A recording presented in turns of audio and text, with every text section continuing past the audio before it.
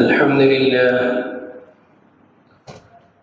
لله وكفى وسلام على عباده الذين اصطفى أما بعد فأعوذ بالله من الشيطان الرجيم بسم الله الرحمن الرحيم يا أيها الذين آمنوا من يرتد منكم عن دينه فسوف يأتي الله بقوم يحبونه أذلة على المؤمنين عزة على الكافرين يجاهدون في سبيل الله ولا يخافون لومة لائم ذلك فضل الله يؤتيه من يشاء والله ذو الفضل العظيم.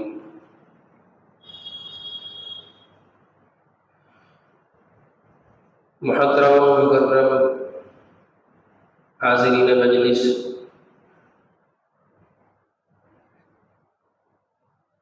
قرآن کریم کی جو آیت کریمہ تلاوت کی یہ سورہ مائدہ کی 56ویں نمبر کی آیت ہے۔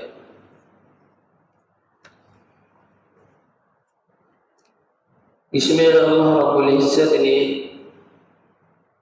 ایمان والوں سے خطاب فرمایا ہے، اے ایمان والو، جو شخص تم میں سے اپنے دین سے پھر جائے تو تمہارے پھرنے کے بعد تم لوگوں کی جگہ اللہ رب العزت ایک ایسی قوم لے آئے گا کہ وہ قوم اللہ رب العزت سے محبت کرتی ہوگی اور اللہ رب العزت اس قوم سے محبت کرتا ہوگا، اور اس قوم کی خصوصیت یہ ہوگی کہ وہ مسلمانوں کے لیے نرم ہوگی اور نہ ماننے والوں کے لیے سخت اور زبردست ہوگی، اللہ کے راستے میں جہاد کرے گی اور کسی کی برائی کا ملامت کا کوئی خوف نہ ہوگا۔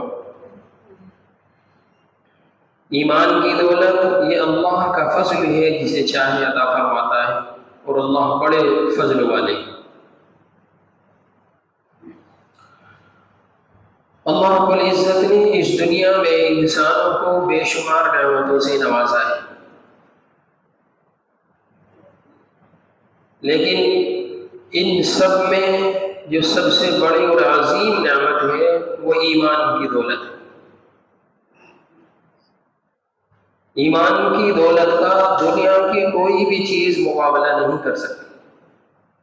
ایک شخص کے پاس بینک ہے، بیلنس ہے، گاڑی ہے، رہنے کے لیے عمدہ مکان ہے، کبھی رزق میں تنگی نہ ہوگی، لیکن وہ ایمان کی دولت سے محروم ہے تو وہ خسارے میں ہے، وہ کامیاب نہیں ہے۔ اس کے برخلاف ایک شخص ہے جو پریشان ہے، اپاہج ہے، لنگڑا ہے، لولا ہے، اندھا ہے، سارے عیب جو ہو سکتے ہیں اس کے اندر ہے۔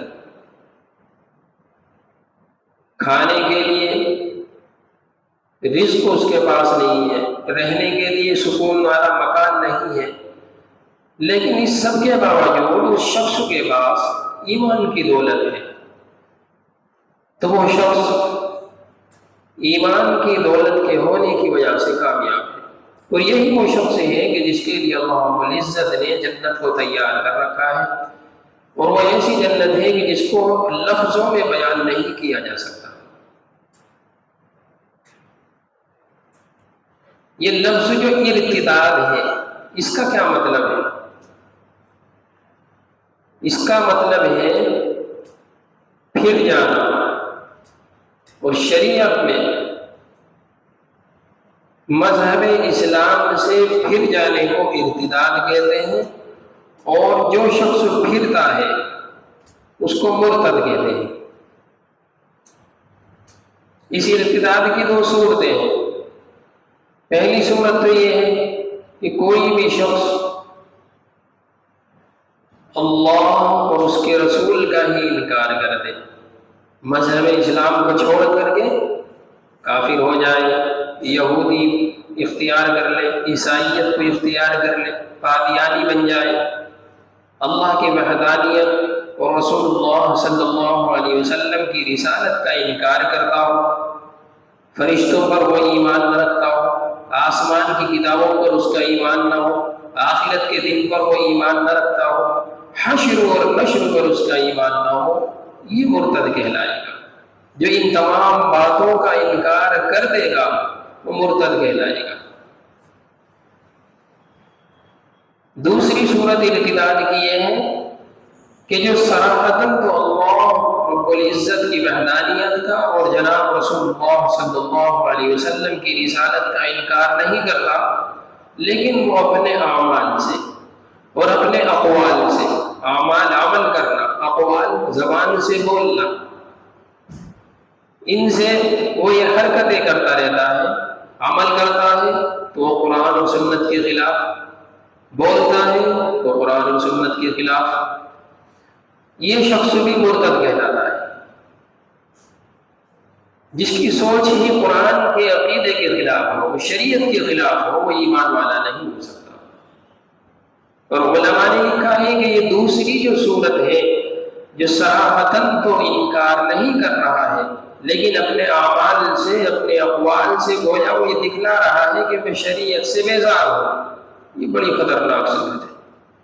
بہت سے اسلام دشمن لوگ شریعت کا لبادہ اوڑھ کر کے وہ اندر سے شریعت کو کھوکھلا کرنے کی کوشش کرتے ہیں، مسلمانوں کی ہم شکل بن کر کے مسلمانوں کو تکلیف دیا کرتے ہیں، یہ بہت خطرناک صورت ہے۔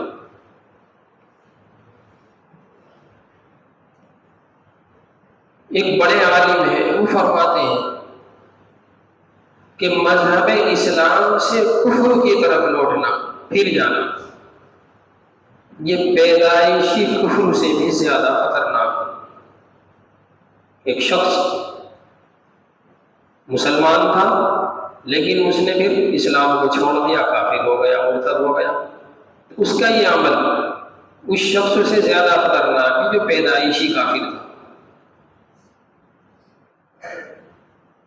ابھی پچھلے دنوں ایک خبر چلی اخبارات میں اور نیٹ پر، بریلی کی ایک لڑکی کا واقعہ آپ نے پڑھا ہوگا، سنا ہوگا۔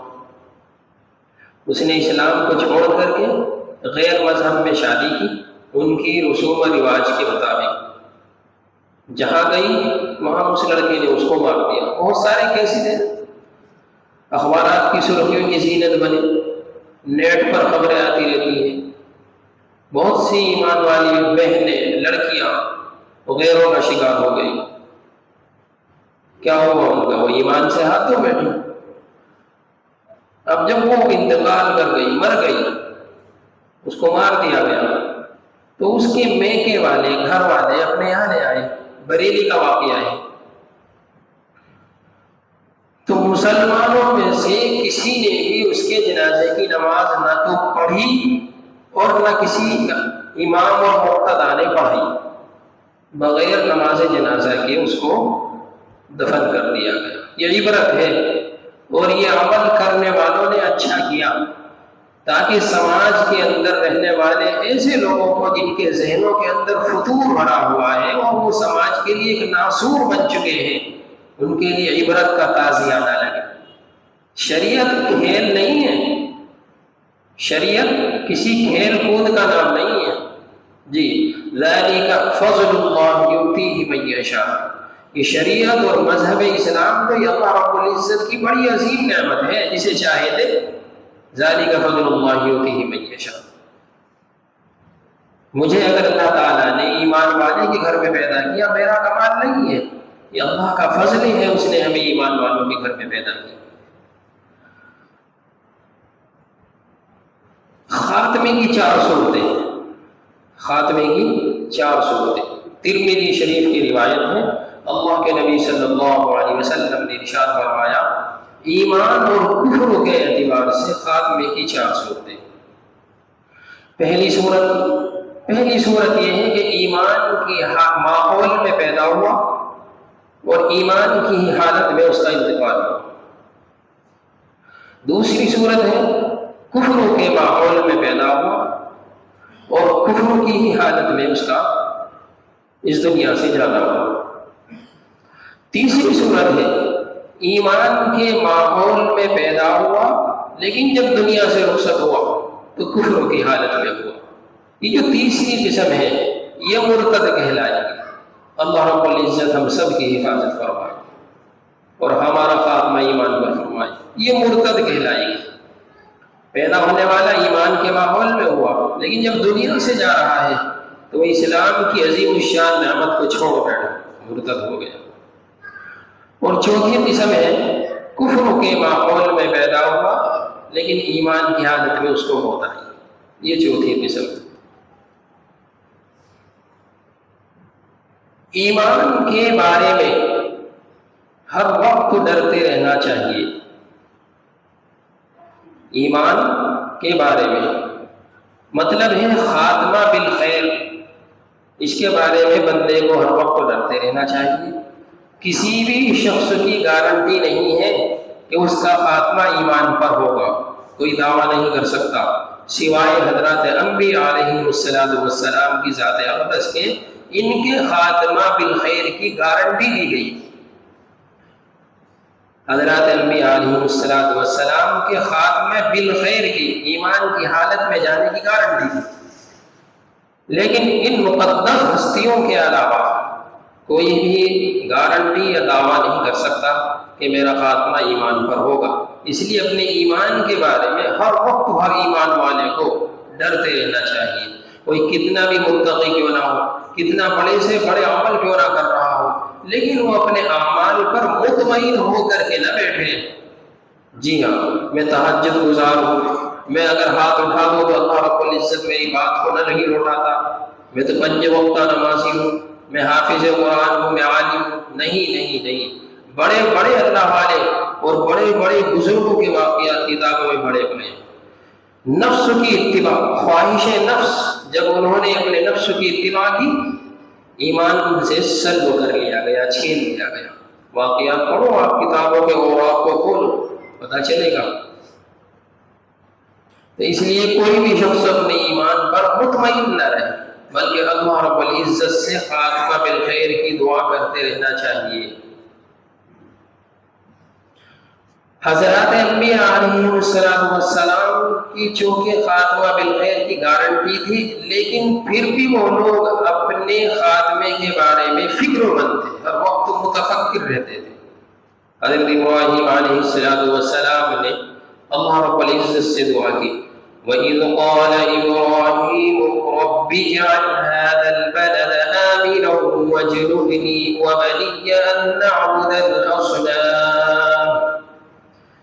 جب حضرت ابراہیم علیہ السلام اپنے بیٹے اسماعیل علیہ السلام کو شہر مکہ کی وادی میں چھوڑ کر جا رہے ہیں تو یہاں دعا کر رہے ہیں کہ میرے رب اس شہر کو تو معمول بنا، محفوظ بنا خطروں سے، پریشانیوں سے۔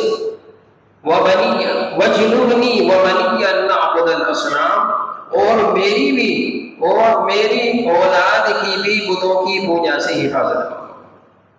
یہ دعا کی حضرت ابراہیم علیہ السلام۔ حضرت یعقوب علیہ السلام کس کے بیٹے ہیں؟ حضرت اسحاق علیہ السلام کے۔ بھتیجے ہوتے ہیں حضرت اسماعیل علیہ السلام کے، پوتے ہوتے ہیں حضرت ابراہیم علیہ السلام کے، باپ ہوتے ہیں حضرت یوسف علیہ السلام۔ جس کا باپ بھی نبی، دادا بھی نبی، چچا بھی نبی، بیٹا بھی نبی، چاروں طرف گارنٹی کے ٹائٹل ملے ہوئے ہیں، لیکن اپنے انتقال کے وقت اپنے بیٹوں کو اپنے قریب بلایا اور ان سے گواہی دی، ان سے معلوم کیا، سوال کیا، ام کنتم شہداء اذ حضر یعقوب الموت، جس وقت یعقوب کو موت کا وقت قریب آیا انہوں نے اپنے بیٹوں کو بلایا، اذ قال لبنیہ ما تعبدون من بعدی، میرے جانے کے بعد تم کس کی عبادت کرو گے، بتاؤ میرے سامنے۔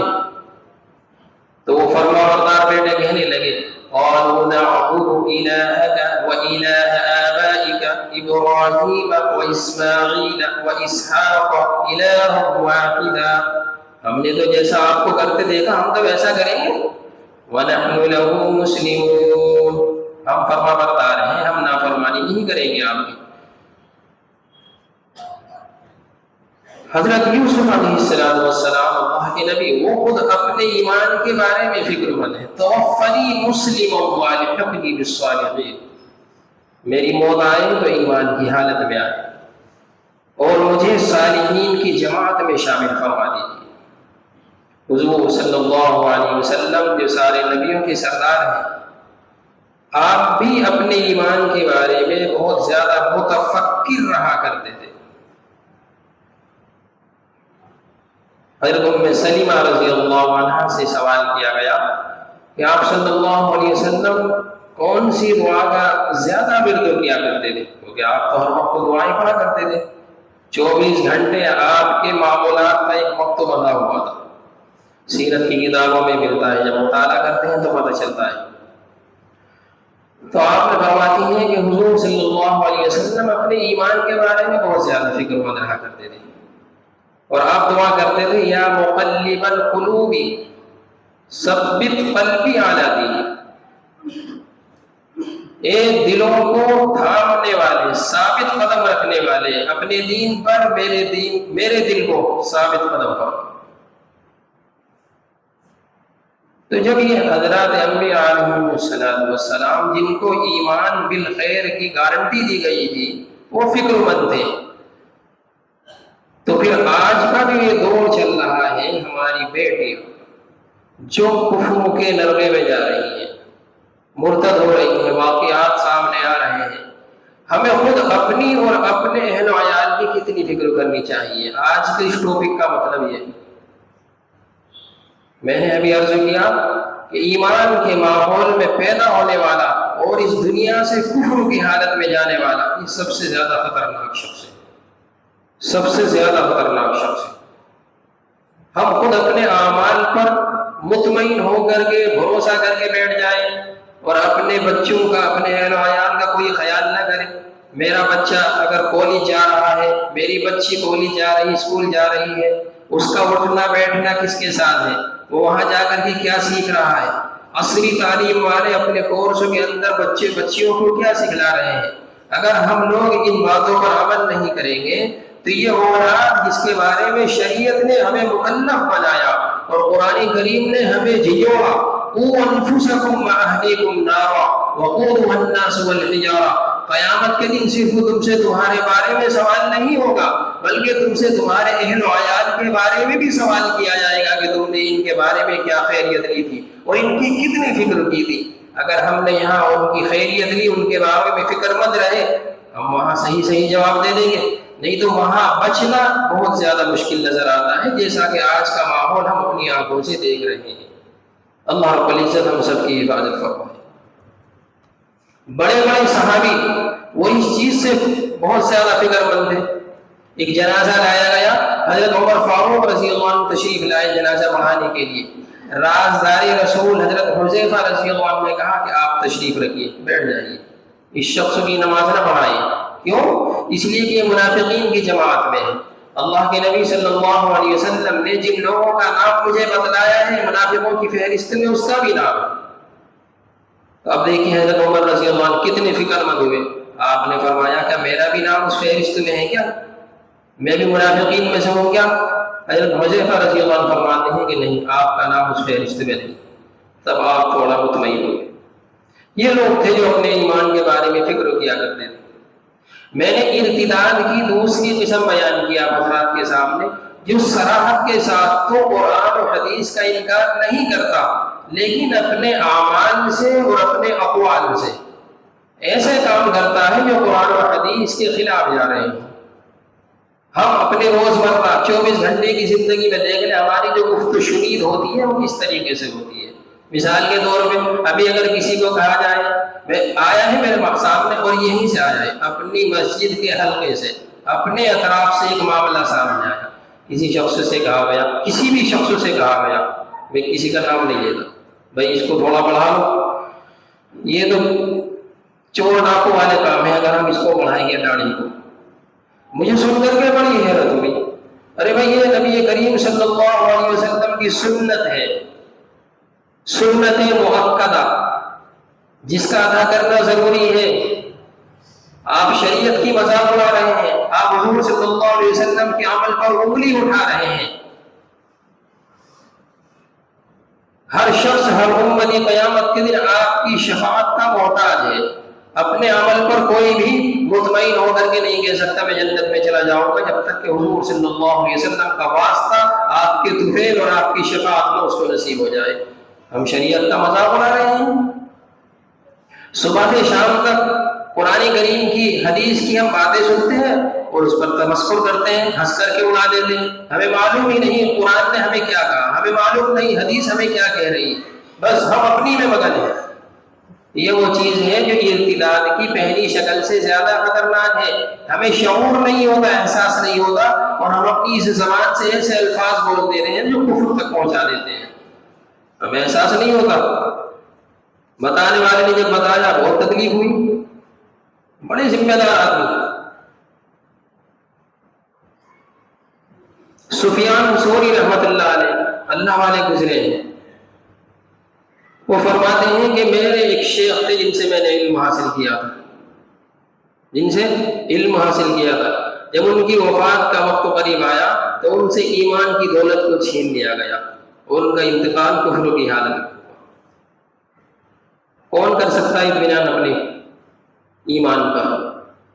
اس لیے اللہ رب العزت نے سورہ مائدہ کی آیت نمبر 56 میں ایمان والوں کو جھنجھوڑا ہے اور ان سے خطاب فرمایا، یا ایھا الذین آمنوا من یرتد منکم عن دینہ فسوف یأتی اللہ بقوم یحبهم ویحبونہ أذلة على المؤمنين أعزة على الكافرين يجاهدون في سبيل الله ولا يخافون لومة لائم ذلك فضل الله يؤتيه من يشاء والله ذو الفضل العظيم۔ ایمان والوں، اپنے ایمان کے بارے میں فکر مند رہو۔ اگر تم میں سے کوئی شخص اپنے دین سے پھر جائے گا، اللہ رب العزت کا کوئی نقصان نہیں کر سکتا، اور ایسے شخصوں کی اللہ رب العزت کو کوئی ضرورت نہیں ہے۔ پھر اللہ کیا کرے گا؟ فَسَوْفَ يَأْتِ اللَّهُ بِقَوْمٍ يُحِبُّهُمْ وَيُحِبُّونَهُ، ایک ایسی قوم کو لے آئے گا، ایک ایسی قوم کو ایمان کی دولت سے سرفراز فرمائے گا جو اللہ رب العزت سے محبت کرے گی اور اللہ ان سے محبت کرے گا۔ اذلۃ علی المؤمنین، مسلمانوں کے لیے وہ نرم ہوں گے، اعزۃ علی الکافرین، نہ ماننے والوں کے لیے وہ زبردست ہوں گے، ان کے لیے سخت ہوں گے۔ یجاہدون فی سبیل اللہ، اللہ کے راستے میں لڑیں گے۔ ولا یخافون لومۃ لائم، دنیا والوں کی ملامت کی کوئی پرواہ نہ کریں گے۔ کیوں؟ ذالک فضل اللہ یؤتیہ من یشاء، یہ ایمان کی دولت یہ اللہ رب العزت کا فضل ہے، وہ جسے چاہے دے۔ واللہ ذو الفضل العظیم، اللہ رب العزت بڑے فضل والے ہیں۔ اللہ تعالیٰ عمل کی توفیق عطا فرمائے۔ وآخر دعوانا